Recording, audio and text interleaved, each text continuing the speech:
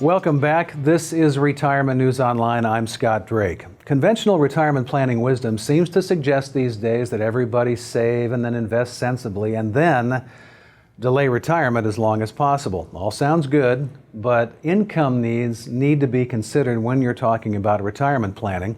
Here to talk about that is my guest, Eric Scott in St. George, Utah. Eric, it's good to see you. Welcome. I want you to start by explaining how you look at transitioning a portfolio into retirement. Thank you so much for having me back. It's a real pleasure to be here. When you're looking at retirement, what happens is we're going through our working years and we're accumulating money, and then we get to our age of 65, 66, whatever it is that we retire. And things change. What happens is we now become in the distribution phase. And in the distribution phase, we do not have a paycheck anymore. We may have a pension, we may have a Social Security, but in many cases it's never enough. So we have to rely on the money we've saved. With that distribution phase, you have to make sure you invest totally different. You have to have an income plan you can't outlive, and then you have an investment plan to fit your risk tolerance. When you do these things with the income plan, as you're having distributions come out of your accounts, it'll allow you, with the proper plan, to make sure you have a full retirement that you can really enjoy. So Eric, a typical drawdown strategy is that 4% rule. Is that something that still works today? Oh, I just love the 4% rule. It used to be higher than that, and what takes place is now everybody talks about that. It is not valid anymore.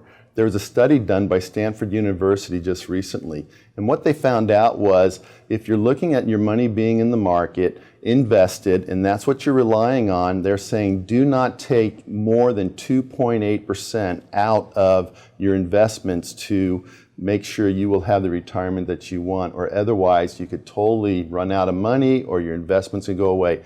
Same with when you think of dealing with bank money. It's basically low interest or no interest, it feels like.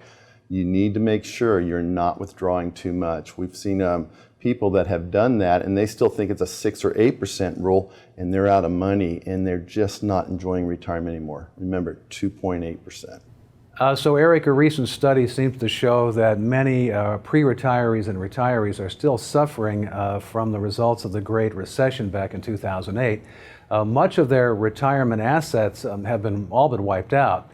And a lot of them will be relying, almost entirely on Social Security. So the big question is, how do you know when to claim benefits? The first thing people have to realize is there's 567 options with Social Security. 567.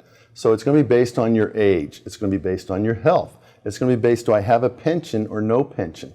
Do I have the Social Security check? Am I going to retire at 62, full retirement age, or even at age 70? It is different for every single individual and every couple. What if the couple's ages are 10 years apart? We see quite often today. That plays a part when each spouse will take their Social Security. I want you to realize that with that, you should always work with someone that is a fiduciary and what's called the NSSA, or National Social Security Advisor. It's a designation that you have to pass and you have to take classes and keep your designation up to date every year.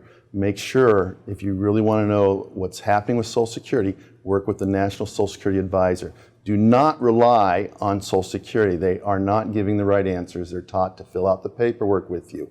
We've seen too many people get the wrong answer. So make sure that you put together a plan with the right advisor that can help you to achieve maximizing your Social Security. Well, finally, Eric, our last question. Retirees are living a lot longer, and as we said earlier, many of them have not saved nearly enough. How do you handle that situation? Well, the crisis is created by the people that, number one, don't have a budget. Whoops, there's that terrible word again. When you have a budget, you can accomplish a lot, and if you're saving 10% of your earnings, then you will have the ability to really have the savings. I know that's possible. We have a client that never earned more than $17 an hour in her whole career. She has a home paid for and $350,000 in investments because she was wise with her money. If you're a little older, you're going to have to save more than 10%, but get a budget. Too many people hate that word, and they just say, I'm going to make it. It doesn't happen without having a budget and a plan. Eric, great discussion today. Thanks for joining us. Thank you so much. My guest has been Eric Scott in St. George, Utah, and this is Retirement News Online. Thanks for watching.